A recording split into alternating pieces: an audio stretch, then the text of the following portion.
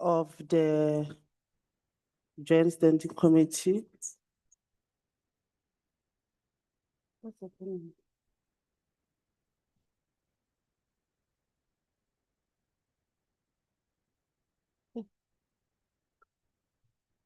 The DBSA delegation in our midst, our official from the Parliament and the DBSA. Good morning, STP. Good morning, Cindy.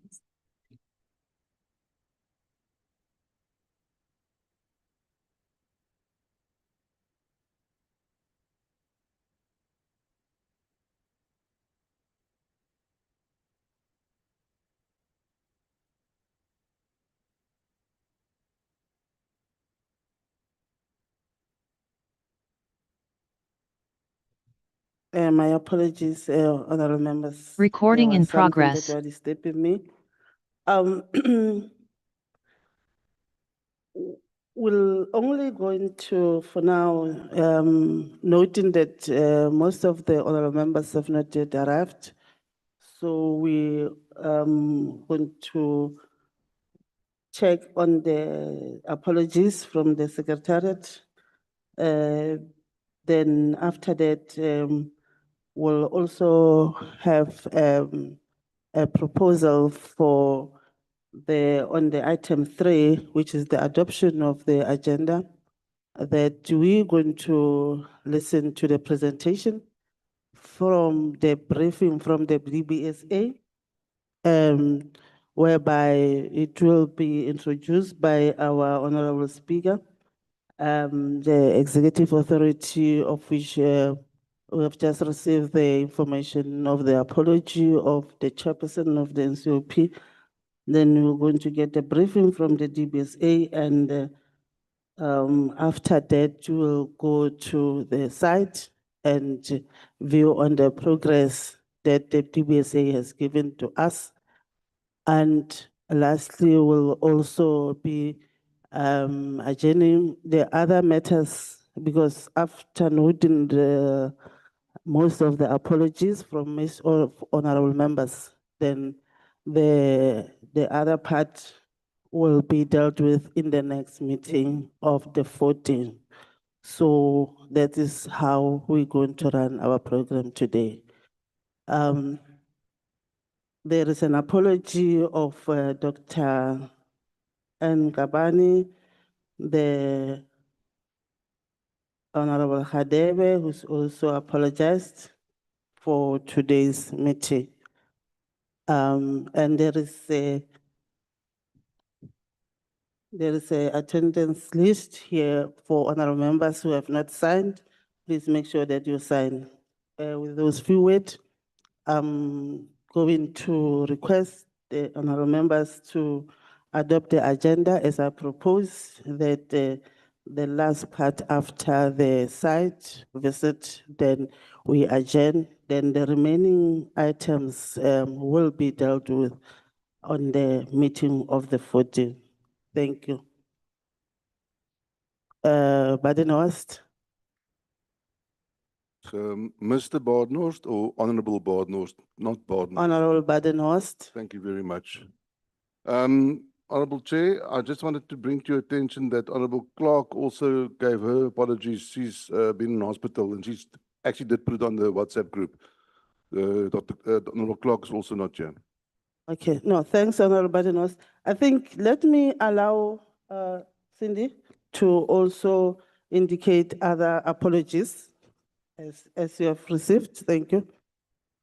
Good morning, Chairperson, members and guests. We've received 2 apologies from the NCOP, Member Hadebe and Ms. Makasini, both are attending to other parliamentary work today. And then we received several apologies from the NA, Mr. Wessels, Mr. Lehanyane, Ms. Clark, Dr. Nkabane, Ms. Motwe, Ms. Mkalipi, Mr. Hadebe, and of those are apologies. Mr. Michalakis and Ms. Advocate Breitenbach will be joining us a little bit later. Thank you, Chair. Okay, thanks very much. I think those are the apologies, and I was Also, on the adoption of the agenda, as I propose, Honorable Des. Thank you very much, Chairperson, and of course, a very good morning to the Executive Authority and all representatives who are in attendance and members. Chair, I just wanted to check, I'm a bit worried of the quorum, given the severity of the item that we must process here as Parliament. The attendance from members of Parliament seems not to be that good. I'm not sure what is the legal provision for conducting even the site visit itself or taking a presentation with such a meeting which it doesn't constitute an appropriate quorum. I just wanted to be guided there because I think this is a very serious issue that we are dealing with. Okay, thanks very much, Honorable Des, for raising that point. As we said, noting the apologies of honorable members and that obviously it will not give us that authority of taking any decision. But already there was an arrangement that was made with the DBSA for them to brief the committee. Hence, we are saying the critical items that were supposed to need the discussion and the decisions be deferred to the next meeting. So we're going to get a briefing from the DBSA. And then after that, we'll take it from there. Hence, that's our view. Thanks. Is a follow-up? Okay, then Honorable Fanny, you'll come in. Maybe my question wasn't that clear because I'm just saying the briefing itself, even the visit of the site visit itself, what's the provision of our rules in terms of that being conducted in a meeting that is appropriately correct? Honorable Fanny will be answered. No, thanks, Chair. Co-Chair, let me take this opportunity to greet honorable members and also office of the STP and the cohort of the office. No, my chair was to check the question of a virtual attendance in order for us to come up with the necessary quorum. So that in terms of the physical people who are here and also those who are on virtual, if they aren't going to be able to make the necessary quorum, just to consider also that, so that we can progress as you have, proposed. Thanks very much. Honorable Biden-West. Chair, it will be my submission that we continue the meeting, but we can't take any voting decisions in the meeting because we haven't got a quorum. But I think out of respect for the members that are here and the staff that are here, that we continue with the, as you suggested, with the site inspection, but that we don't take any decisions that might require voting because we don't have a quorum. You can then stand that over to the next meeting to discuss. Can we, before we go to Honorable Des, let's also check the issue of the virtual. Yes, Chairperson, we've got one member online. It's Ms. Neil May. Thank you. Yes. Can I persuade Honorable Des that there will be no decision? So we continue with the briefing and hopefully the members will be receiving the documentation in terms of the presentation. Then the other matters will be discussed on the meeting on the 14th.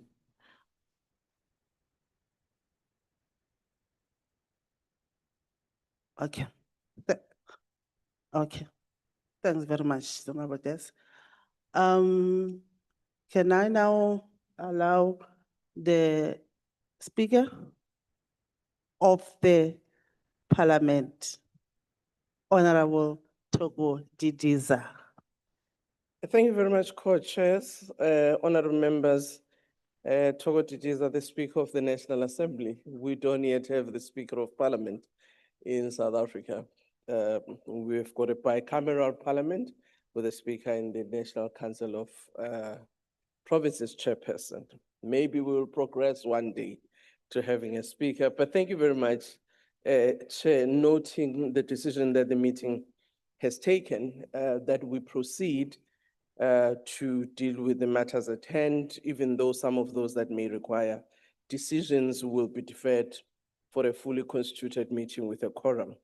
Chairperson, today is really the briefing about the progress on the reconstruction of Parliament that has been done, which will be given by our implementing agent, but also supported by Parliament in terms of where we are. But I think it is important, Chair, to just indicate that there are matters relating to this construction which are in the environment, and some of you might have seen it in the media, which I do think one needs to indicate on how those matters, in my view, as the executive authority, need to be dealt with. The East of Custodian relationship between Public Works and Parliament, and intended, some of the attendant issues that relate to the management of government assets arising out of the Giyama legislation. I'm sure you have seen in the environment has been raised, particularly by the Minister of Public Works. And the view of the executive authority is that probably this matter would require a discussion at an executive level, which also include former ministers of Public Works and Treasury, on actually how this issue had been dealt with, what agreements arose in the beginning, because it does seem there is uneven information about what actually took place. Unfortunately for us, former Minister Dilil is still around. Former Minister Zikalala, who's also a deputy minister now in the same portfolio, is still around. Minister Kodongwane is still around. And I think it would be important that at an executive level, that issue is being addressed so that it is put to bed and does not keep on becoming the issue in the environment. That is what we will suggest from the side of Parliament, because some of us came when certain decisions were taken. So if there were decisions that were taken that didn't follow any legislative arrangement that governs those, I think it is important that the executive authorities of Treasury, Public Works, and Parliament ought to meet and clear those matters once and for all. But I thought it is important to flag them because they are there in the environment. Secondly, it is important to also indicate that there is a governing structure that includes that trilateral decision, which is supposed to monitor the implementation of this project. That includes Public Works, National Treasury, and Parliament, and the implementing agent as DBSA would actually report to that structure, but that is the administrative structure in terms of governance of the project that is supposed to make sure that it is the eyes and ears of the three stakeholders in respect of this building. So it is also important, in my view, Chair, that the executive authorities of these departments, including Parliament, might have to actually assess how that structure has been functioning.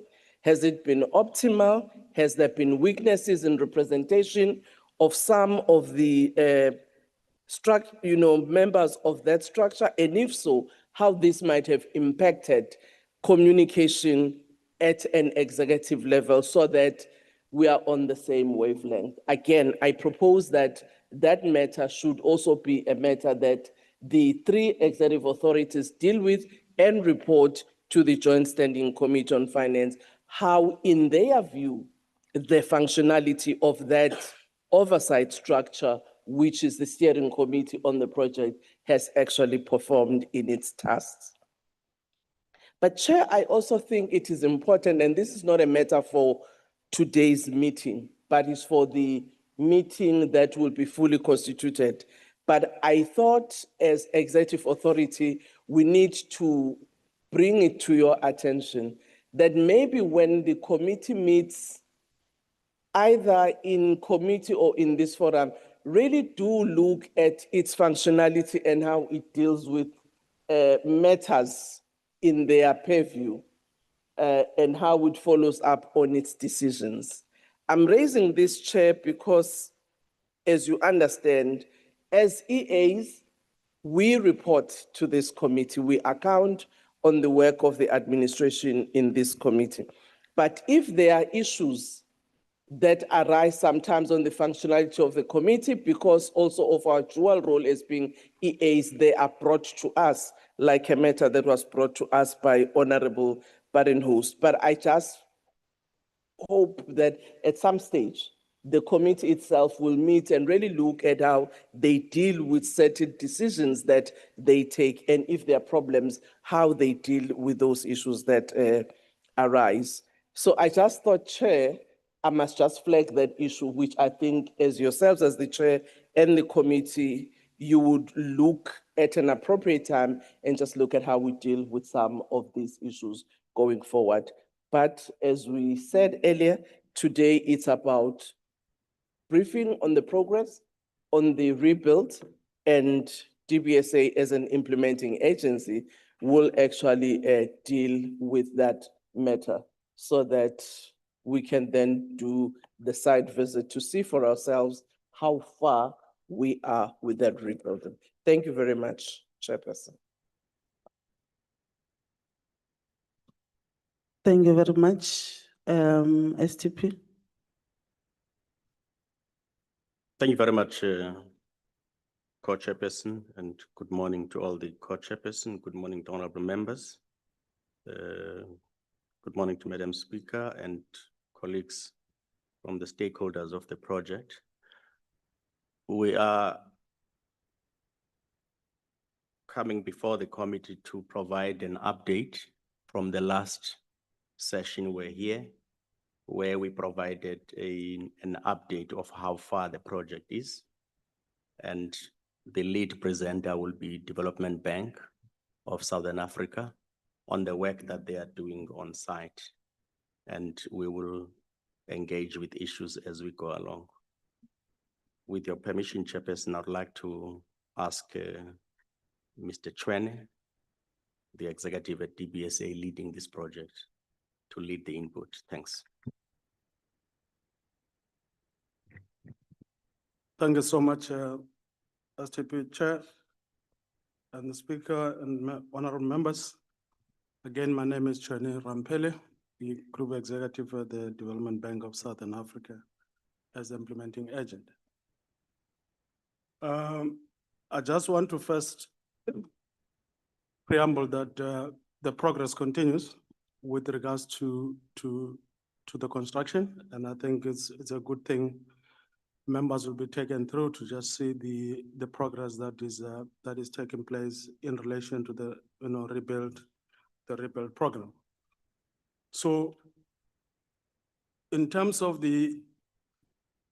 what you're going to see at the end of the day, and I think in the previous encounters we did present to just show you what we're going to do in a video form. So ultimately, the aerial look of the Parliament and its rebuild will look the way that it is, on the screen.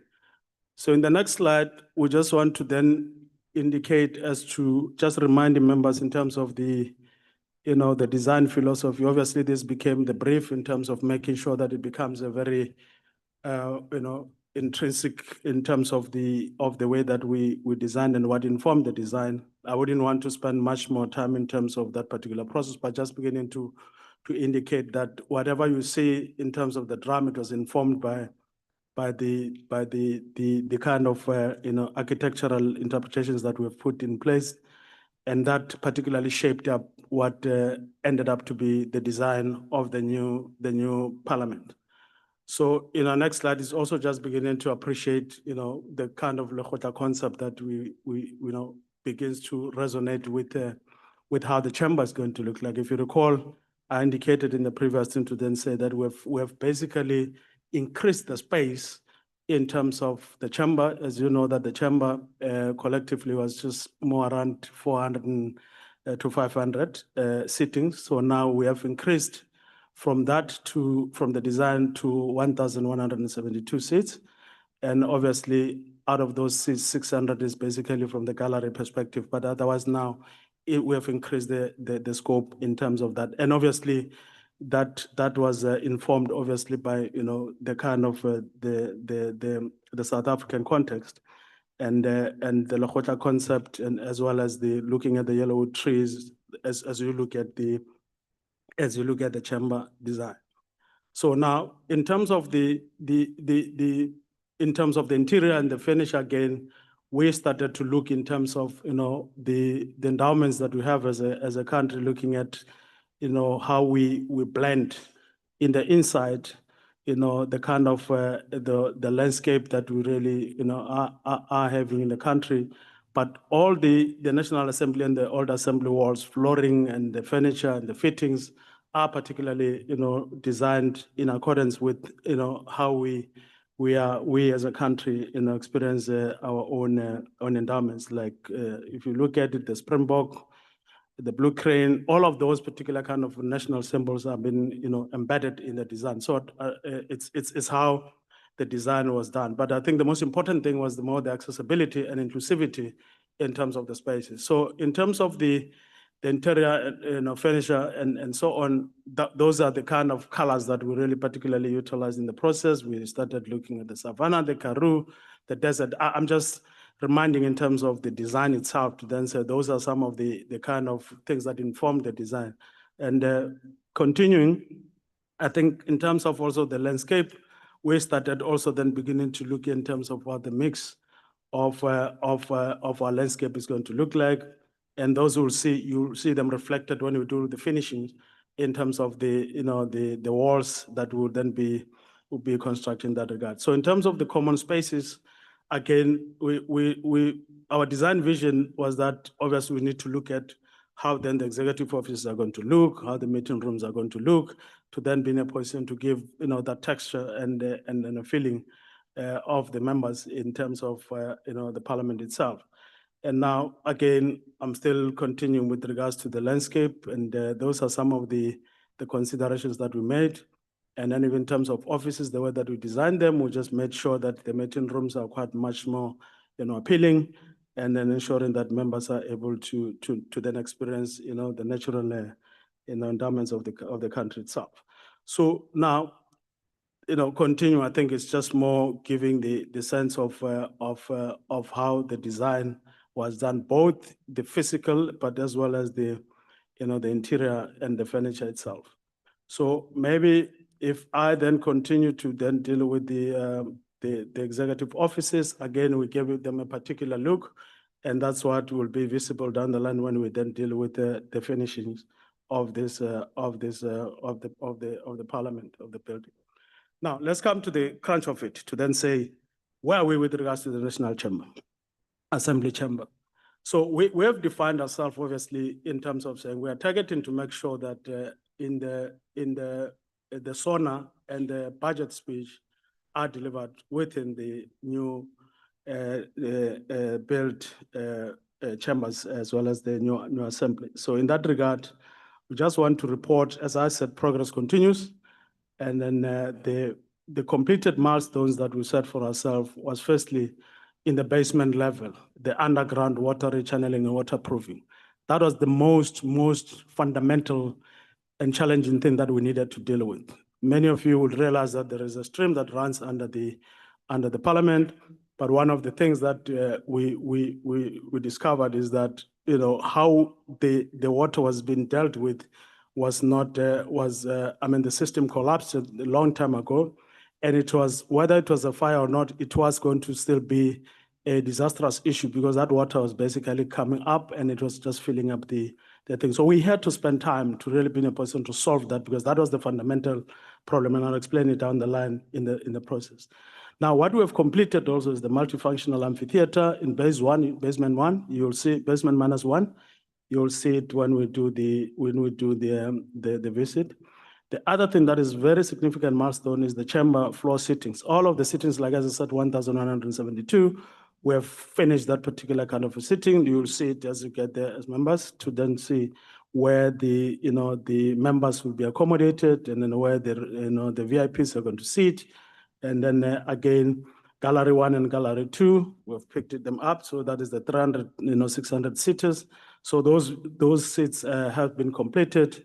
For now, we can confidently say the structural envelope is 76% complete with targeted completion, obviously November 2026. And that is basically beginning to even have the roof and starting to work in the internal, fitting. So if you look at that picture that is there, it's just basically to then indicate that water problem that we see. So the water was really coming up completely. So we had to, if you look at the picture on the right, it shows how we had to really be in a position to apply, different, engineering methods to start making sure that we stabilize this thing to last for the next 100 years.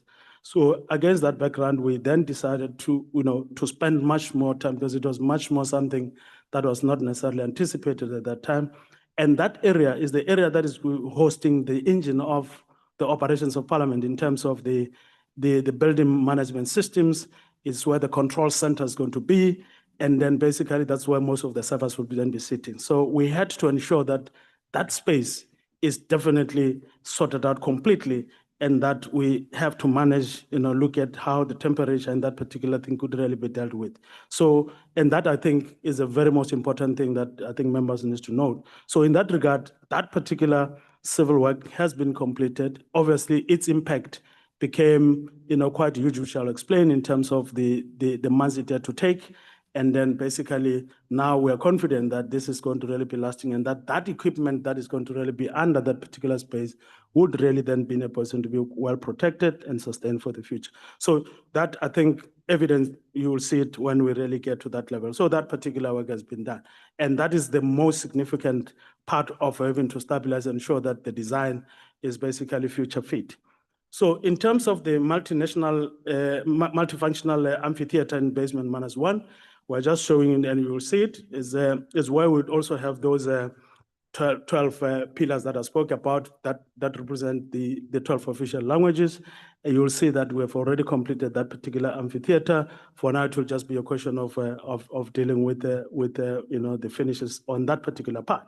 So that's where we are saying the public and the media areas would be addressed. And then it also, the frame and everything has been dealt with. The paraplegic ramps have been completed. And we definitely, in terms of the finishes, it will be, it's something else that we know will be done, particularly December 2026. On the industrial kitchen that we have, obviously in basement -1, this is how the kitchen is going to look. Design consideration, obviously we're looking at the food safety, all of this sort of, issues and the economies of scale and energy efficiency. So the structure has been completed. For now, we know how it's a question of then beginning to deal with the finishes and the fit out. So all of the necessary equipment has been procured. It's a question of then beginning to sequence the work in terms of when we're really being in a position to do, but we'll be ready, that the kitchen will be ready at that point in time. Now, coming to the chamber itself, which is the core of this, as I indicated, the main chamber floor seating structures has been completed. And then again, as I said, is informed by those descent landscape and yellow trees. The structural frame has been complete. You will see it on site today. And then we certain that completely by January, we should really be in a position to be fully finished in that regard. Because as we go, the ICT and this already the services are being installed, you'll see when we get to the site. So Gallery 1 and Gallery 2, as I said, completely completed. You'll see it has been poured. So you'll see that we're starting to build the other floors. If you recall, members have been saying on the second slide, you start seeing how the Parliament is going to look like ultimately. But the point is, we're adding, as I said, the 6th and the 7th floor at the top. So you'll see that coming through. And those are the floors that will really be in a position to be completed even before in December itself. So in terms of the front look, as you look on the right, you'll see how when you look at it from the facade perspective, that's how it's going to look like. And then you'll see the progress that we're making in relation to the exterior facade. And then in that regard, all of the concrete panels will be completed in October, and then the whole structural part in the front would also then be done at that particular point in time in December. And then now we'll start looking at, putting the glasses in the very same time, time as you look at it now on the right, you can see that where that glass basically, comes. So now, when it comes to the west elevation, that is particularly towards the 10 years, you will see the African drum that we put, which is what I've told you in terms of the design. So now in that regard, the whole, by December, will be done with the whole full glazing. If you look at it, behind those fins that you see, that wooden stuff is a glass that goes to, so when you're inside, you'll see the glass, and those fins will be the kind of the wooden fins that will then be just giving it a look in that regard. So the structural envelope with full glazing would also then be done by that particular period in December, and the drum with full glazing and roof cover will then finalize in 2027. We've already ordered, it's a special, it's not just like what is a special fins that needs to really be designed in a particular way. So that has started, and then we think that by that particular period in February, there will just be a sectional completion. Because these fins, they take long to then be in a position to craft, because they have to be inserted in a particular way. So, but they are not necessarily a fundamental issue. They just give us aesthetic look in terms of the drum itself. So, but that would be our confidence that will be done with both the roof and the drum by 2027. So this public viewing deck in the next slide is basically on the extended floors. So I think in that regard, we are also confident that basically looking at the way progress goes will be done obviously with the structure and the envelope of that. It will just be the nuances here and there in terms of what you see on the drawing, where you have to be doing some writings and all of that. And then we believe that by June 2027, it will be like fully, because that is when we're looking at fully complete, handover of the whole entire building. So on the 7th floor, that's where we were saying we're then doing the collaborative spaces for members. And then in that regard, we definitely sure that by that period in January 2027, we will be done with the whole entire structure in that regard. So obviously the fittings and all some of the things, we are trying to see how we could really sequence this particular process to see if we can find a way of accelerating that particular part to get the, to get that whole entire collaborative space fitted with furniture at that point in time. And that goes to the members' lounge on the 7th floor. And then that's why it speaks to the same milestones that we're looking at. We're saying obviously the structure will be there. We are now reworking with the contractor to then say how best can we then be in a position to even sequence this thing, that at the time of the State of the Nation address, we could really also start utilizing that particular kind of floor in relation to the members' lounge. So, but that is practically what we're looking at the realities. Let me then deal with the issue of what we had to deal with. I've spoken about that underground water, basement waterproofing, and that members was very important for us to spend time on, because should we have not really, spent time in finding an engineering solution to that is basically, we would have really not have done justice to this, because in the future, we're going to really have a problem. So that process, that water was causing damage in any case, even before the parliament ban. So I think for now, we find a permanent solution to deal with that. And that has affected a 5 months loss of time due to additional work that we needed to manage that particular process. So it was more in the solution, and we had to contractually have to live with that and ensure that there is extension of time in terms of the requirements. That's why you see now our program is affected to the level of the, finishing in June because of that part, because that was the more what we call in terms the critical path of the whole entire bill. The other thing that we discovered right next to where we're dealing with the issue of the drum is the rock. And that rock, the best way if we needed to deal with it fast track was to blast it. But we couldn't really blast it because if we had to blast it, it was just going to be causing unintended consequences in that regard. So we had to use the traditional ways of how we really have to deal with this particular process. So we had to get some big machines that needed to really be in a position to deal with this particular rock so that at least we're able to deal with the process nicely. Otherwise, ideally somebody would have said, why don't you just then be in a position to blast it? But we can't blast in this particular kind of space because we have done some structural assessment to that effect. So that again had its own impact. But our focus was just more how do we then try and see to the recovery to that effect. One thing for sure, members, that I've already spoken about even before was that there was no as-built drawings. That's why some of the things we then talk of them as discoveries, because we don't know. We've been trying at that time when we had a discussion with the Department of Public Works to then say, give us the drawings of this particular parliament, just for us to see, because the as-built drawings help to know what is where and what is not where. And then in that regard, it was a little bit of a challenge that we had to live with and say, we have to start re-looking at this thing. That's why now, when we complete, we're also doing the as-built drawings that when we complete, at least Parliament will have digital as-built drawings that says this is how this Parliament is looking like. But one thing for sure that was very important to do was that is the seismic compliance, because long time ago when the Parliament was being built, all those buildings were done, they're not earthquake friendly that you can really be in a position to look at the seismic component, that if the earthquakes, it was not strengthened to that particular level. One thing that we needed to do from where we're sitting, given also that the fire had an impact, was to start looking at the column strengthening. That's why some columns were small. We had to expand them to then become so that they can carry, because we're adding, the chamber now is no longer like that chamber that is small. So we had to deal with it. But the most important thing was the seismic compliance, to make sure that we anchor the building, that even if there is a movement, a shake in that regard, then it's able to stand, and that is basically what we needed to do. The other implication that we had to deal with was the security screening, clearance, and the vetting delays, because obviously now it's an accelerated program. We want as many people, laborers, and all of that. Then that's why it was creating a little bit of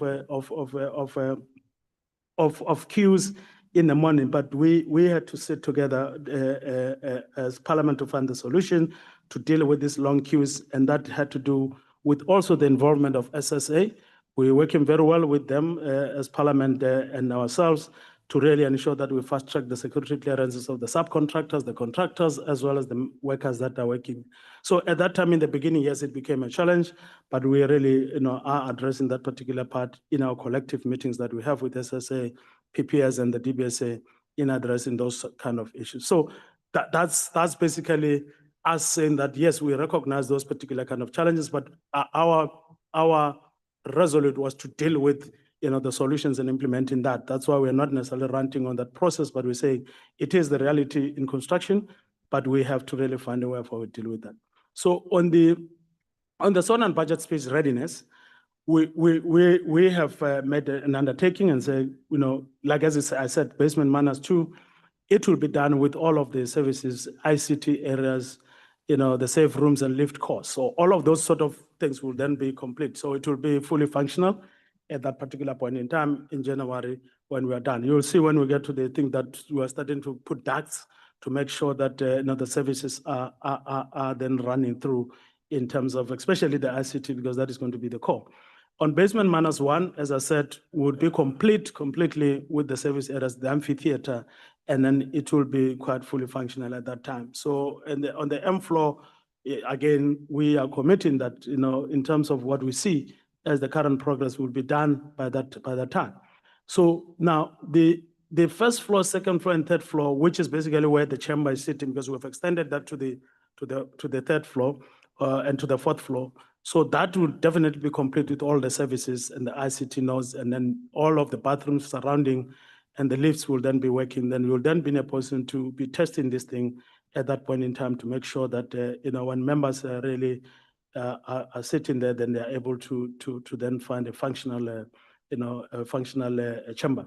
On the fourth floor, that's where the seating I've spoken about, the 300 seats, and that would also then be complete in that regard. So, and then the whole entire building, you will see the whole entire building as I've depicted it on a picture. So with the dome done, with the, and the building will just be watertight. So that's what we are working on. Hence, I'm saying progress continues. We are pushing on a daily basis to make sure that the milestones that we set ourselves on a weekly basis get to be achieved. And then the most important thing is the fire compliance, which again, at that time, everything will be complete to that effect. So on the exterior part, as I said, as I've shown you the picture, all the windows will be installed, all glass facades, roofs will be complete. Those shading fins, like as I said, will also be installed. And everything that you will see now on site that they might be looking there to be cleaning in terms of the cleaning construction. So we will then be applying for sectional completion and occupational certificate, because then you can't then be in a position to use it without the certificate having to be offered. So at that time, we are working in tandem with the city also to make sure that those that are qualified to then be in a position to give us occupational certificate are able to do so to their satisfaction to that effect. So the next slide is we are just showing you a simple, not necessarily in a Gantt chart form, but just beginning to show you the kind of milestones you've spoken about as to when we're going to really do that on each and every month. The reason why we did that is just to make sure that we know that from September or August, what would then be done, what would be done at a particular point in time. So that's why in terms of our, just to put it easily, was just to show you what would then be done for the readiness of the speech.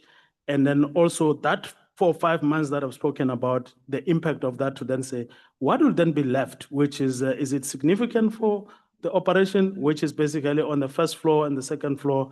What will be left will just be the finishes and the nursing rooms and then some of the committee rooms that we need to be dealing with. So that will just be those kind of finishing issues that will then be left in both the first up until to the fourth floor.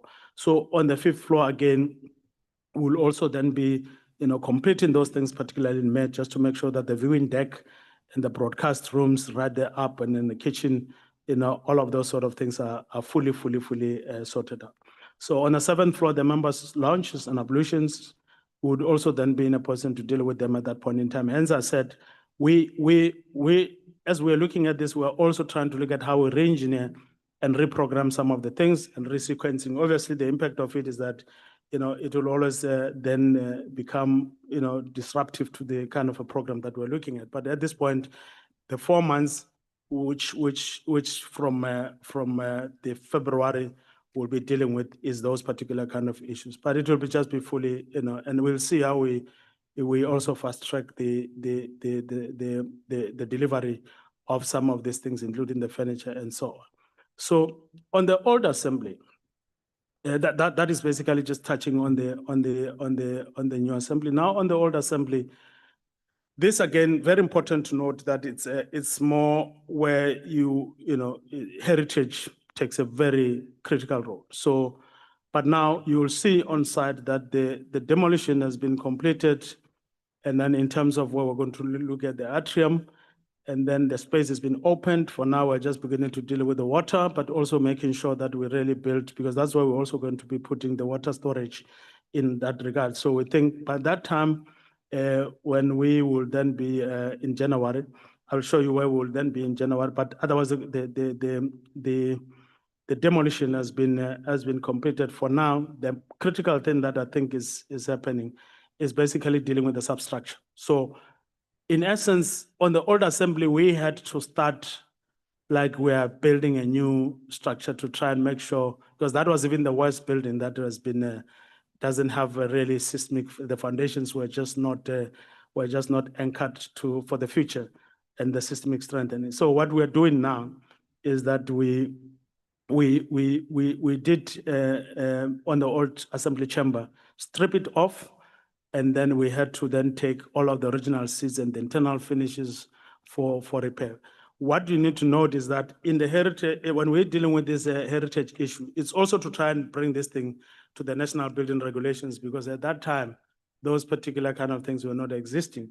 So, and one of the critical things you need to see, and you'll see when we deal with the atrium, is how we want to bring the natural light and the ventilation into the parliament. But the main thing is basically that where we find constraints more is also that when you strip off any of the items in the old assembly, the heritage will have to guide you in terms of how you have to deal with that aspect. And once you deal with that aspect, then the other problem is that wherever you are taking it, they will tell you, no, it's going to take 4 weeks. If they said 4 weeks, there's nothing we can do, you'll have to then be in a position to reprogram and begin to look at the 4 weeks, because it's how they would want you to deal with it. So this is one of the most challenging spaces, especially when you have to deal with the issue of the heritage. But the key activities in the Order Assembly, which is going to really help us to deal with for this structure to sustain for the next 100 years, is basically the piling that we're doing, the concrete structure. You will see it that it is really anchoring this structure, especially for seismic strengthening, because the Order Assembly was even worse in terms of it, that if any movement or shake in the ground, it was just going to really be cracking down. So we're just trying to bolster it and anchoring it from that point. And you will see when you look at the way that we dealt with the columns, and then we are now dealing with the fire water storage tanks, that even the water that was coming from there, as we pump it, is going to be utilized to make sure that it then deals with that. So that once we get out of the substructure, which is 98% complete, you will see. So, but what you're going to see on the Order Assembly is that is the facade. That's how it's going to look like from the atrium side. And then this building, as we said, now we've opened it up. You'll start seeing that now we are then complying with the national building regulations and bringing it to that level. So this structure by January will then be done and starting to look at looking at the finishes to make sure that is correctly done. And again, like as I indicated on the challenges, on this one, I'll also show the challenges in terms of what has been our biggest problem. But the heritage becomes something as we can avoid. We'll have to live with it. So the thing about it is that you can strip something in a day, but for it to be restored, it depends on whether that heritage service provider is going to do it for how long. If they say 4 weeks, then it means that if you wanted to do it in a week, you have to accommodate that particular 4 weeks. So now, the assembly roof and the atrium view, this is how we are retaining that heritage, which obviously some little bit of modern enhancements, basically from the roof itself.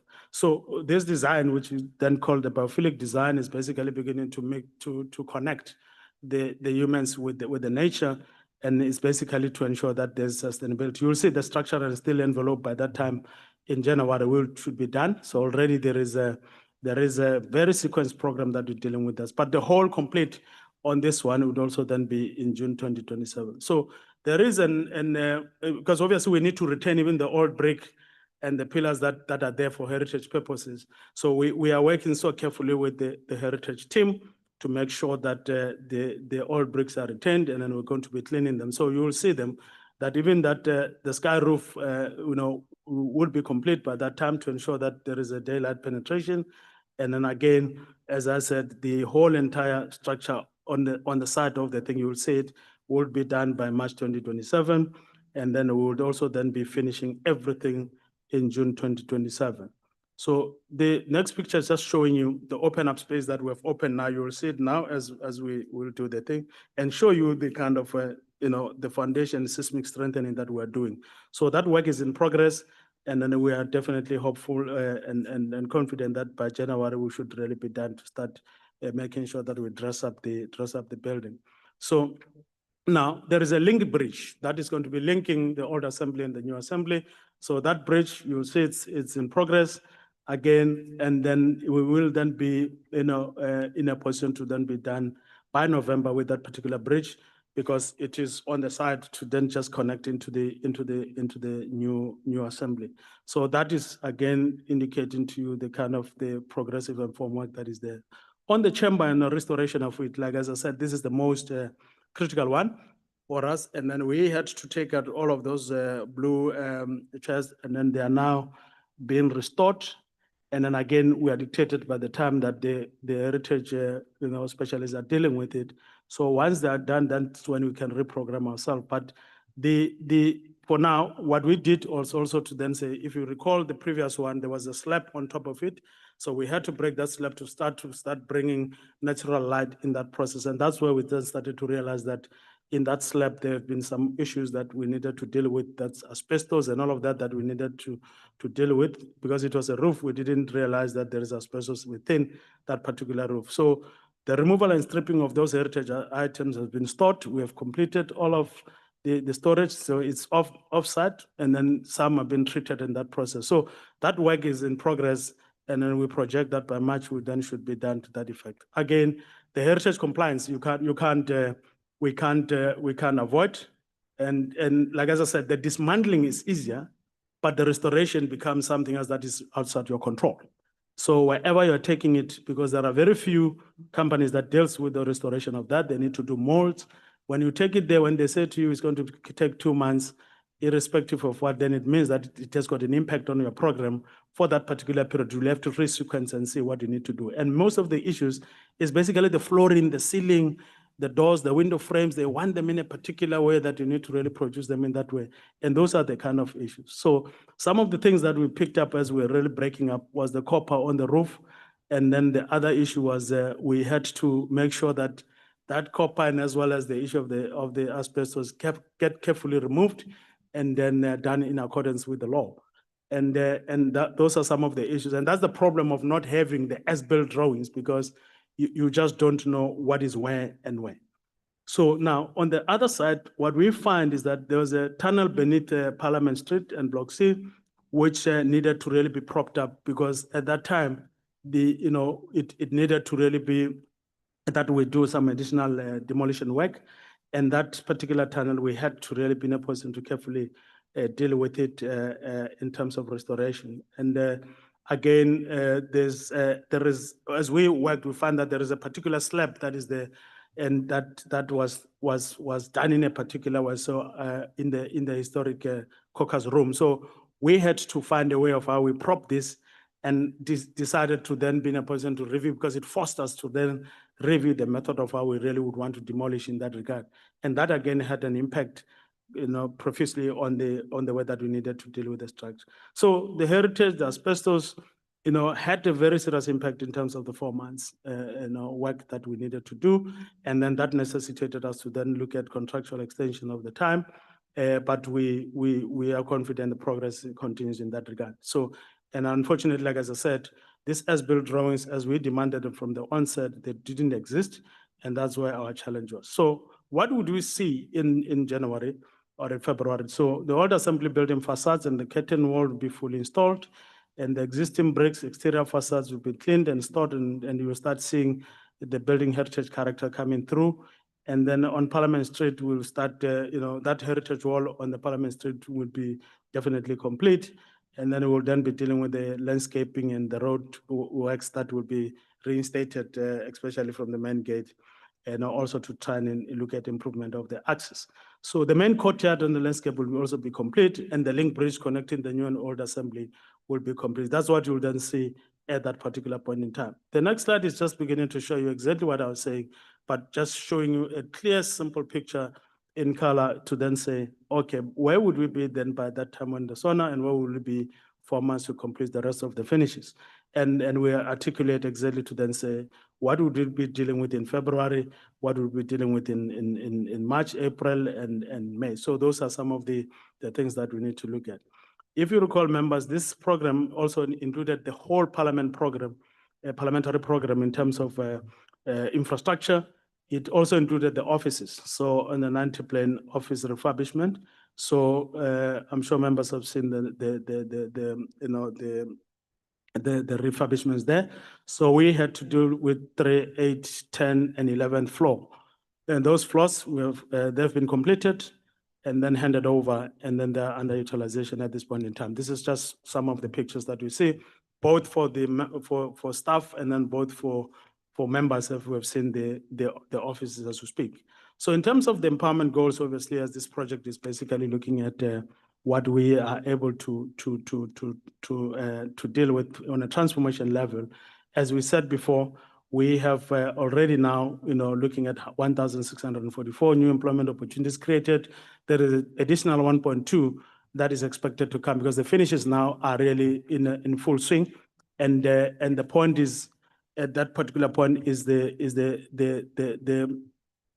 issues that we're addressing with SSA, like as I said, is, and both ourselves to then deal with the risk of access. That's why you can see, we want to avoid that queue because, time is very of essence, that if they start at 7 o'clock, they need to start at 7 o'clock in terms of the employees. So we want to avoid that particular process, and we are on top of it in terms of ensuring that, all of those sort of things are really dealt with. So now in terms of the young people, in terms of the work integrated learning, there are students on this program that are really learning, especially in the areas of electronics, electrical engineering, architectural science, and all of that.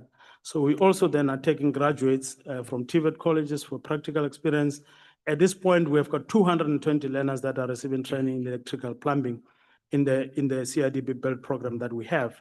And this is basically beginning to ensure that we've got a sustainable cohort that is able to also then deal with the maintenance down the line.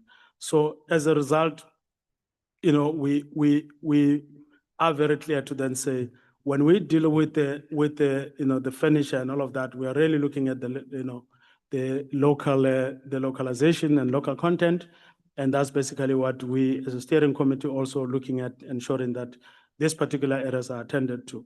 So this is just indicating just the history in terms of the project steering committee meetings that has been held. And I think the speaker has spoken about, looking at, whether this is, it's effective in terms of a sitting, but we've been sitting and showing just the attendance of both the DPW and National Treasury as to who was also attending. But the meeting has always been happening and then chaired by STP. And then we have been given the progress in that regard. So this is just more giving members another additional information around how then the meetings were happening, with the last one having been yesterday, scheduled for yesterday, and then we were going through the progress in that regard. Now on the financial summary, as you said, and there's also the issue that obviously the Parliament has been allocated 2 billion. But the point is, as we said, the whole entire Parliament rebuild program, comprising of both the new assembly, the old assembly, the offices, the master plans, the early works that we've done, we came to that point of say this 4.6. So it is not that the reconstruction of a new building is 4.6. That's not what it is. What it is that the whole entire program combined with the offices and then the other works that we're doing, the demolition works, completely comes up to 4.6. We are very clear to then say the old assembly is 1.5 and then the new assembly was 2.5. And at the time that we really were looking at this particular time, at the time that we got engaged, at that time there was just that provisional amount of 2 billion that was allocated, but that 2 billion was just more to then say, awaiting for the confirmation of the design, because you can't allocate, you can't then say the building is going to be cost 2 billion while you have not done with the design. That's why we invested time to look at the design and get to the market and see what is the story. So ultimately, out of the 4.6, we've already spent 52% of the budget itself. So so far, we are projecting that at the end of the program itself, around 2027-28, we should really be sitting at 4.677, and that's basically the target in terms of the budget of this particular program as it is. So in essence, at this point in time, we have no or cost overruns or anything at this point in time. As I said, we are sitting at 52% of the expenditure, and that is the state of affairs. If you look at the early works, we also demonstrate as to what was the budget and what was spent by the time this thing has been completed. So 114 versus 112, it means there is which has been done within budget. 9 million versus 831. Those are the kind of numbers that we put. So when it comes to the old assembly restoration, as I said, the budget is 1.5. So far, we spent only 569. On the new assembly storage, 2.5. We're now sitting at 1.3. And then basically that is very well aligned and according to the cash flows that we're really dealing with. So I just wanted to then put emphasis on that particular one to then indicate, to then say we are sitting at 52%. In conclusion, Chair, the point we're making is that the structural works in the building will then be 76% is 76% complete at this point in time. And then you will see the National Chamber, the sitting, all of that being completed by now. We are also then saying the 1,644 employment opportunities been created. Potentially, like as I said, there's going to still be another 1,000 or so. Like as I'm saying, just also to indicate to you, there were key challenges that we want to put emphasis on to then say that 4 to 5 months delay is justified in the basis that we have put in through that water ingress that we see that we've spoken about, the hard rock, all of those discoveries have particularly been dealt with, and that's basically how we really look at. So in terms of the outlook, as I said, the long lead items, all of the lifts, all of these things has been really ordered. There are some are on site, then we are working on that. We're just looking at making sure that the chamber is ready for 2027 so on in the budget speech. So, but ultimately we are then saying with all of those delays of 4 to 7 months, the remaining project work will be completed within 4 months window towards the completion of June. So Chair, that is basically given the progress. I think it will be augmented by what members will see on site, and you can then be in a position to relate the progress itself. Again, Chair, we see progress on a weekly basis, and in terms of what the end game is going to look like. On that, Chair, I submit. Thank you so much. Thank you very much, DBSA. I think I'm also very much happy that this presentation is also televised so that the public out there can be able to know and understand on what exactly is happening about this project, Honorable Speaker. That is very much important. I think it's very key. So, honorable members, as I indicated, let me take this opportunity to welcome Honorable Member Nikalakas. Apologies for being a little bit late, co-chairpersons, but thank you very much. Okay, no, you're welcome. Okay, and also Honorable Breitenbach, you're welcome. Thank you, Honorable Chairperson. I also apologize for being a bit late. Okay, thank you very much. We have received your apologies. Yes, so I think the presentation has been sent to all the members on Sunday, Cindy. The presentation sent to the members on Friday, and we have agreed that we are going to receive it now. After the presentation, then the questions will be asked at the site, because it's very key. When you ask, then we'll be able to see what exactly is happening. So we hope that each and every individual has got the documentation.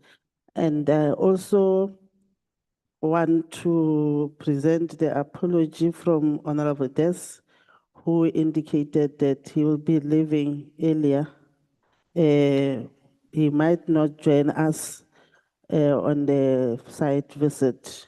Yes, so I think that is very much important for me to raise that, Honorable Des Van Royal. So, other members, thanks very much. Can we now take everything that belongs to us, because we're no longer coming back here, and we go to the site? Thank you. Honorable Badenhorst. Well, Chair, thank you very much. And I note the request that we do questions on site to DBSA, and that's fine. If I may just make a comment on what the speaker has commented on in the beginning of the questions of the presentation, if that's okay with you. Is it in relation to the presentation? Yeah, it's actually to do with exactly what Speaker said with regards to the transfer in terms of Kiama. Okay. Now, Speaker, I've written a formal letter to the committee and yesterday, and it was acknowledged that the receipt of this. And in the letter, I've requested specifically that this committee look at the whole process of how this transfer never took place. You mentioned that the executive authority will look at it along with the administration and the previous minister. It will be my contention that that's exactly how things went wrong in the 6th Parliament, with the appointment of the Secretary to Parliament, because it was the executive authority that made a decision, and Parliament, as we all know, were misled in that whole process.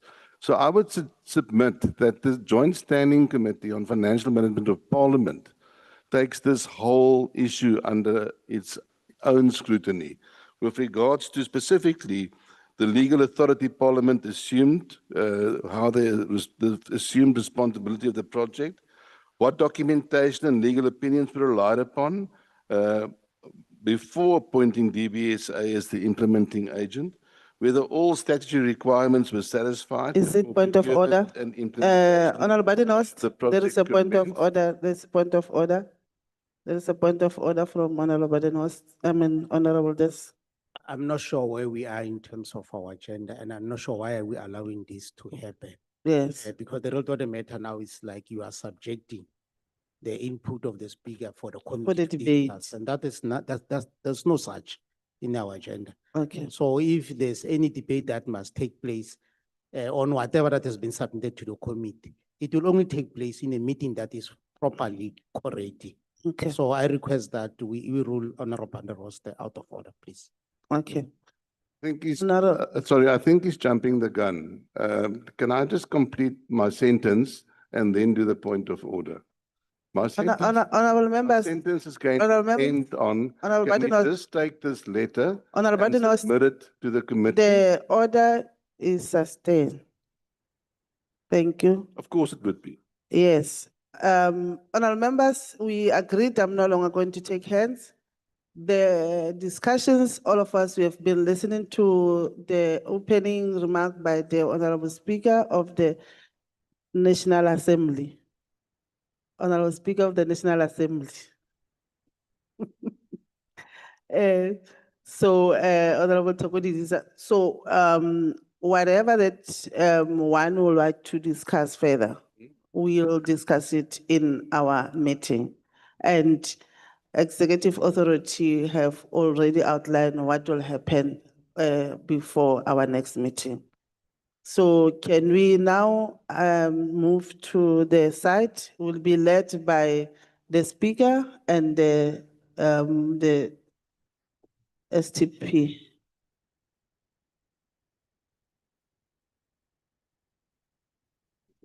Yes, yes, yeah. Thank you, STP. I don't know why you came with your suit here, because you knew that you'll be going on site. So you'll go to the site with your own suit. Because the message was clear, speaker. You were supposed to wear like me, because you knew that you are going to be on site. Dr. Rampel, please, can you assist us with the the protective clothing, PPE, the briefing? Thank you. Sit down. No, sit down. Yes, it's a briefing. I'm still chairing. I'll tell you where to go. Thank you. Can you? Chair, we're calling the safety officers to come and do the briefing here. They are coming in, they were just outside. Yeah, Mr. Mashongo is collecting.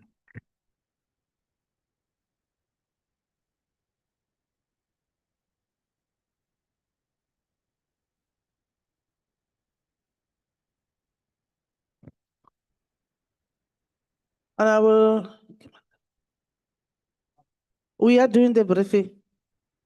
Yeah, we're doing the briefing because we are going on site. And I think, honorable members, we need to understand something. When we are in the meeting, like any other meeting, has got a chair and a co-chair. So it is important for all of us to respect that. It's very key. And I'm appealing to all the members, Honorable Badenhorst and Honorable Honorable Migalagas, please, with due respect, can we have a seat so that we wait for the briefing? Chairperson, in 13 years in Parliament, a chairperson in my presence has never spoken to a member of Parliament in that way. He is not your subordinate. He's a member of your committee. So yes, we respect the chairpersons of the committee, but the respect is reciprocal and it works both ways. So sorry, Honorable Badenhorst does not follow your orders like you're an army general. I will stand here and I'm present in the committee. There's nothing in the rules that says I need to be seated or standing or following the orders of the chairperson unless I am out of order. I am not contravening any rules of Parliament right now. Please point me to the rule. Honorable Fanny. No, thanks, Chair. No, I think we must really raise, this misconduct that we see here. This is the Women's Month, first and foremost. And those who do not respect women, in leadership position must not do. Incompetence has in our nothing to pres- do No, with the no, fact that she's a I woman. am not talking to you. I'm not talking to you. So don't think that you are better off than other members here. You must respect this meeting. No, don't do that. Don't do that. If you are here for something else, we are not going to entertain that. We must respect the orders of the chairperson. So this behavior that we see in this committee is totally unacceptable. Even the letters that we see that are flying outside, giving wrong information to the members of the public. We cannot keep quiet about that. There is a serious obsession of undermining this committee by certain, members. I think, co-chairpersons, you need to take into consideration that. That's what we see. A letter that has been submitted with no discussions is being,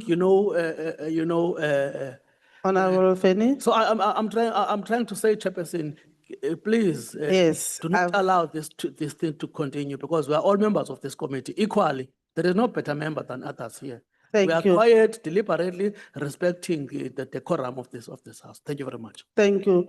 Can I now ask the DBSA to do the briefing? Yes, I'm going to do that. I'm going to ignore your hand, Honorable Badenhorst. Yes.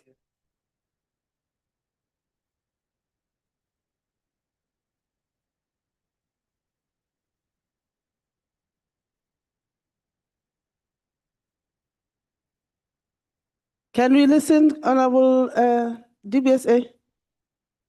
Please.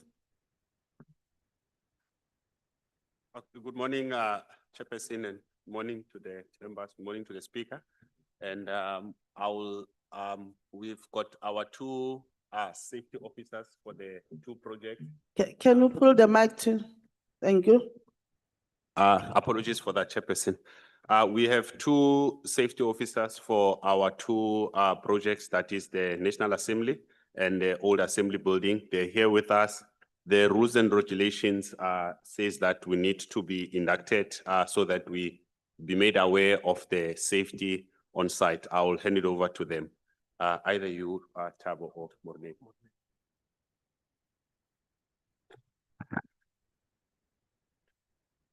Morning, ladies and gentlemen. I'm Morne from Robex Building Cape. We are doing the new assembly.